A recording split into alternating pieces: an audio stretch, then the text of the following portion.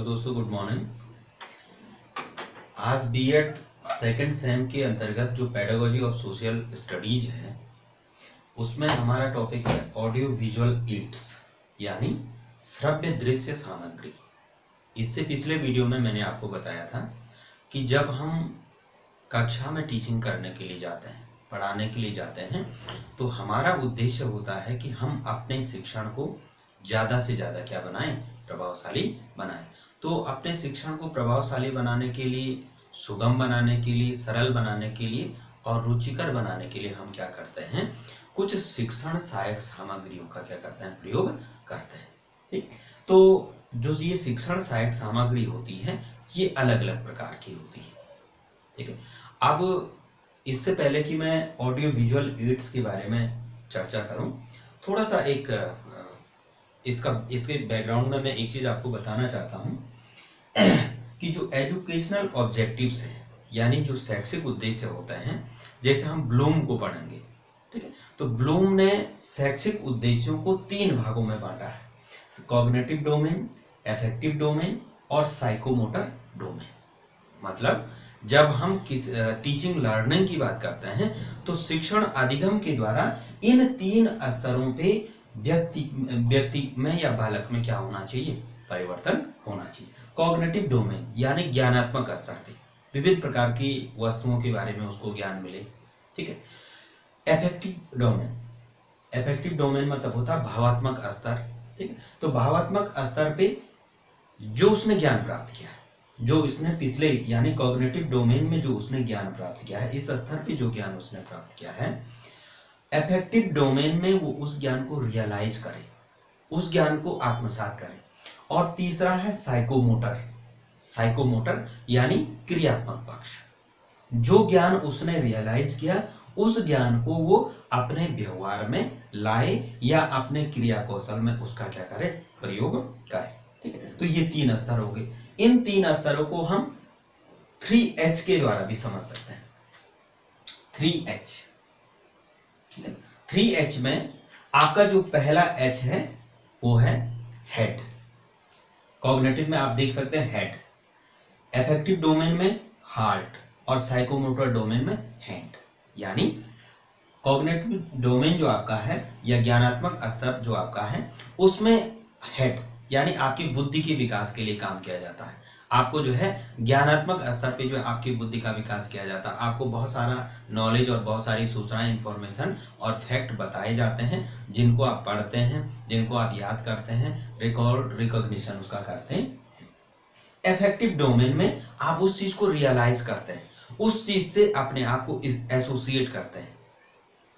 ठीक है, तो हार्ट यानी अपने इमोशन के साथ, इसको इमोटिव लेवल भी कहा जाता है, अपनी भावनाओं के साथ उस ज्ञान को क्या करते हैं, मिलाते हैं या उस भावनात्मक स्तर पे उस ज्ञान को रियलाइज करते हैं। और तीसरा आपका है साइकोमोटर यानी हैंड मतलब काम करना, यानी जो आपने रियलाइज किया उस ज्ञान को आप अपने जो आपकी कर्मेंद्रियां हैं उनके द्वारा उसका क्या करेंगे, प्रयोग करेंगे।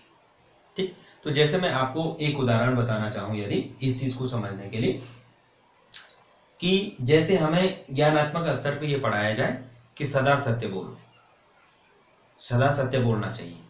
बहुत सारी जो सत्यवादी जो कहानियां हैं, जैसे महात्मा गांधी के बारे में, आपका जो है गौतम बुद्ध के बारे में, राजा हरिश्चंद्र के बारे में, हमें बहुत सारे जो है फैक्ट बता दिए जाते हैं कि किस प्रकार इन लोगों ने सत्य को अपने जीवन का सिद्धांत बनाया और ये सत्य पे चल के जो है इन्होंने बहुत बड़े बड़े क्या किए, काम किए। उसके बाद एफेक्टिव डोमेन पे क्या होगा, यहाँ पे तो आपने बच्चों को ये पढ़ा दिया कि सदा सत्य बोलो, सदा सत्य बोलना चाहिए। ठीक है, उसने उस चीज को मेमोराइज कर लिया। एफेक्टिव डोमेन पे वो उस चीज को रियलाइज करेगा इमोटिव लेवल पे। ठीक है, कि हाँ वास्तव में क्या करना चाहिए, सत्य बोलना चाहिए। सत्य बोल के ऐसा होता है और असत्य बोल के ऐसा होता है। सत्य और असत्य में ये अंतर है, सत्य के फायदे ये हैं और असत्य के नुकसान ये है। ठीक, तो एफेक्टिव डोमेन पे इस लेवल पे। साइकोमोटर डोमेन जो आपका है वहां पे वो खुद क्या करेगा, सत्य बोलना शुरू कर देगा। ठीक है, तो इस प्रकार से ये आपके क्या होते हैं, एजुकेशनल ऑब्जेक्टिव है। अब जो हमारी टीचिंग लर्निंग होती है उस टीचिंग लर्निंग का उद्देश्य होता है कि बच्चे को अनुभव देना। बच्चे को क्या देना, अनुभव देना। क्योंकि अनुभव के आधार पे ही व्यक्ति में जो है कौशलों का विकास होता है। अब जो जैसे हम ज्ञान और विजडम की बात करते हैं, नॉलेज और विजडम की बात करते हैं, तो नॉलेज तो आपका नीचे का स्तर है और विजडम यानी आपका ऊपर का स्तर है। तो जो आप एक्सपीरियंस, जो आप विजडम की बात करते हैं, उसमें नॉलेज के साथ एक्सपीरियंस भी जुड़ जाता है। ठीक, अब जो आप एक्सपीरियंस बच्चों को देते हैं वो एक तो आप इंफॉर्मेशन के माध्यम से दे सकते हैं और एक रियल एक्सपीरियंस आप उसको दे सकते हैं। ठीक है, अब जैसे आप उसको बहुत सारी चीज़ों को मेमोराइज कर दें, बहुत सारे लोगों के बारे में, बहुत सारे ऋषि मुनियों के बारे में, जितने विद्वान हैं उनके बारे में आप जो है उन्होंने जो थ्योरीज दी है वो सारा चीज़ आपने उसको पढ़ा दिया किताब के माध्यम से, दूसरे माध्यम से, और इनसे जुड़ी हुई बहुत सारी सूचनाएं उसके दिमाग में क्या होगी, स्टोर हो गई। एक अनुभव ये हो गया।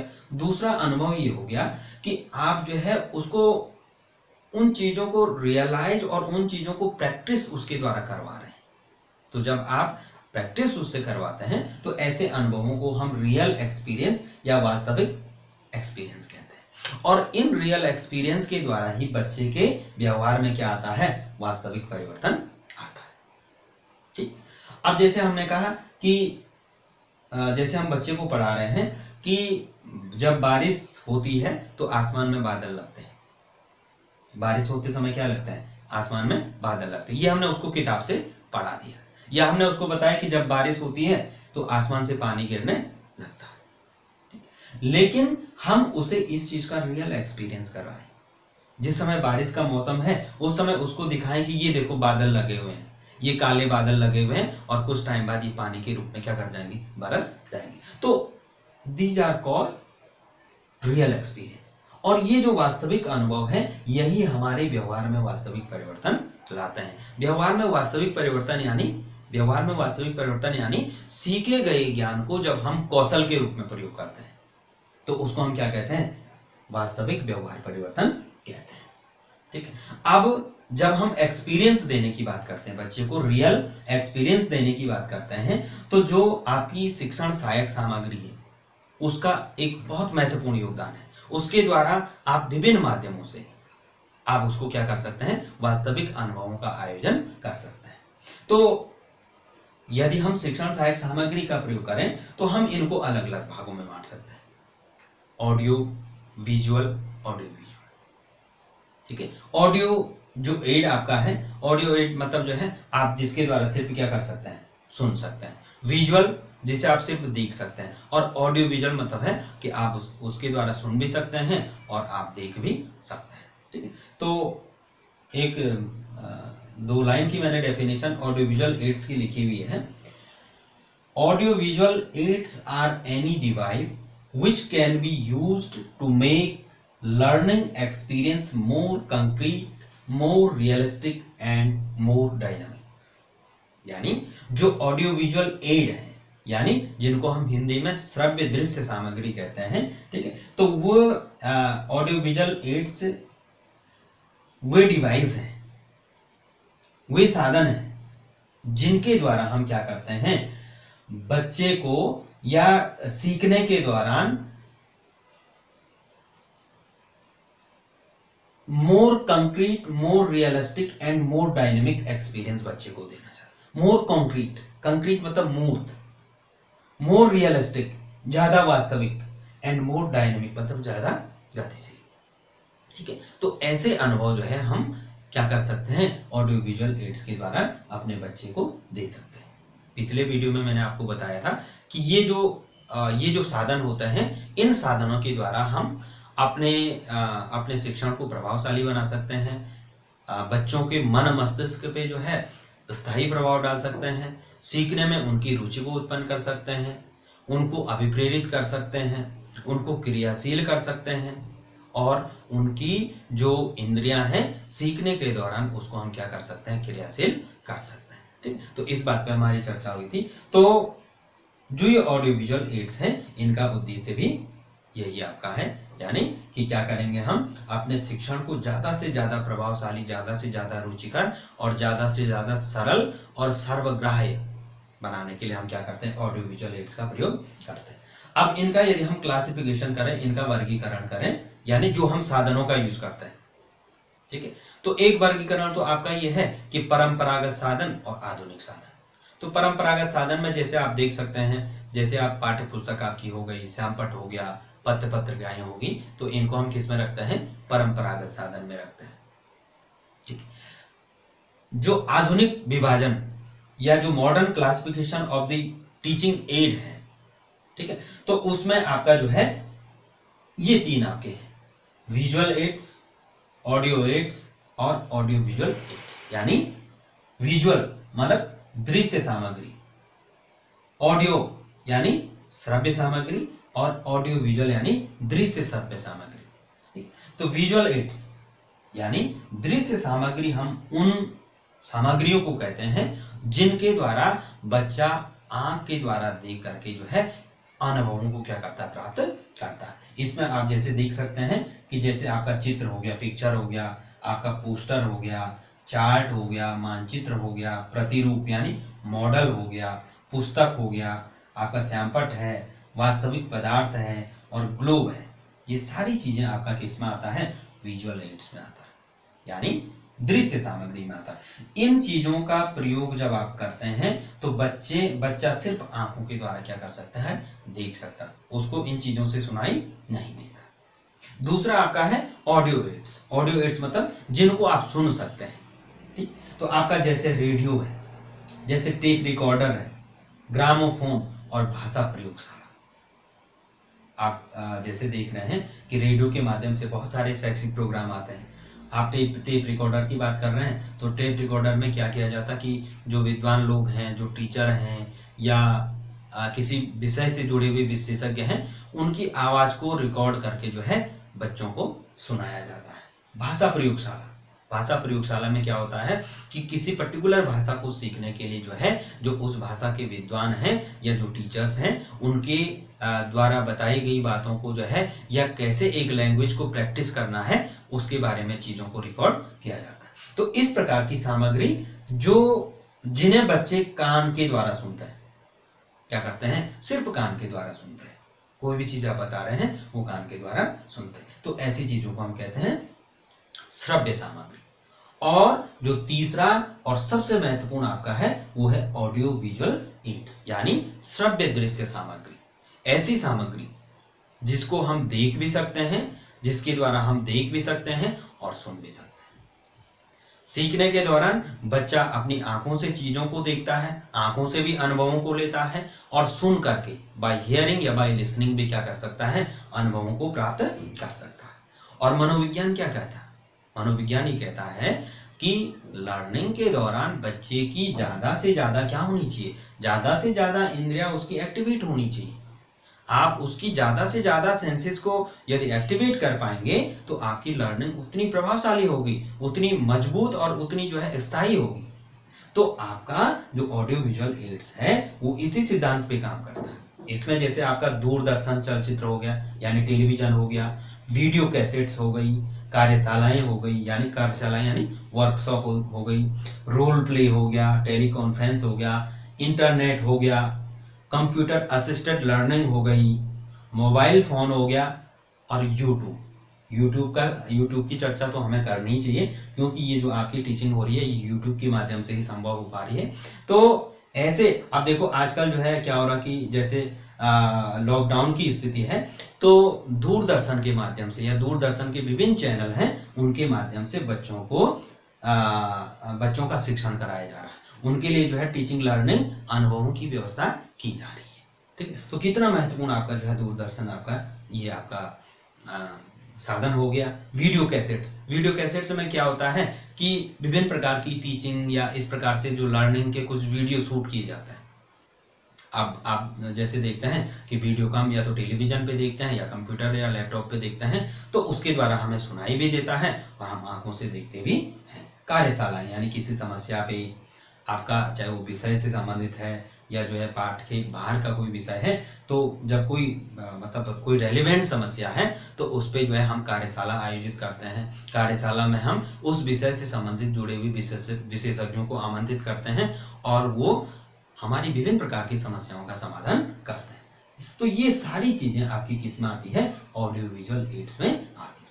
तो ऑडियो विजुअल एड्स आप इस कंसेप्ट से आप समझ गए होंगे कि किस प्रकार से हमारी टीचिंग को प्रभावशाली बनाने के लिए, रुचिकर बनाने के लिए और बच्चों को वास्तविक, रियल और परमानेंट एक्सपीरियंस देने के लिए हम इन साधनों का प्रयोग करते हैं।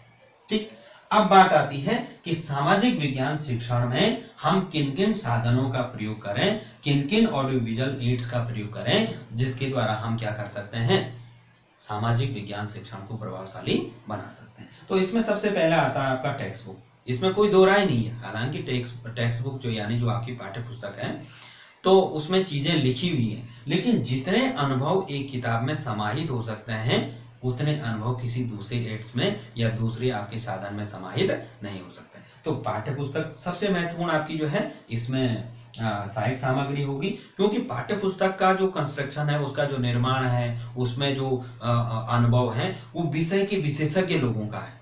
ठीक है। फिर दूसरा क्या है, उसमें लर्निंग के जो स्टेप्स हैं उनको फॉलो किया जाता है।